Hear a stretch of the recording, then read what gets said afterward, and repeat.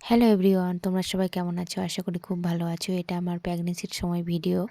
মনে হলো যে এটা শেয়ার করে রাখি, ভালো লাগছে আমার আর কি।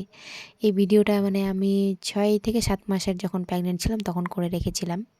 জানি না কেন করেছিলাম বাট ভালো লেগেছে, তোমাদের সাথে শেয়ার করলাম।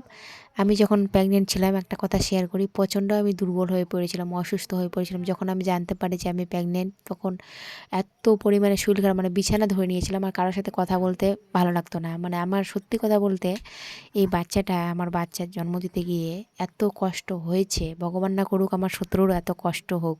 প্রচণ্ড কষ্ট করেছি জীবনে আমি এই বাচ্চাটাকে জন্ম দিতে গিয়ে। আর আমার যেহেতু প্রথমের বাচ্চাটা নেই, মারা গেছে সিজার হওয়ার কিছুক্ষণ আগে।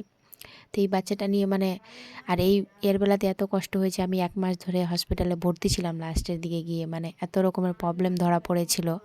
তারপরে বাচ্চাটা হওয়ার পরে এখনও অবধি অসুস্থ মানে কি বলবো আর জানি না, মানে কপাল খারাপ থাকলে যেটা হয়।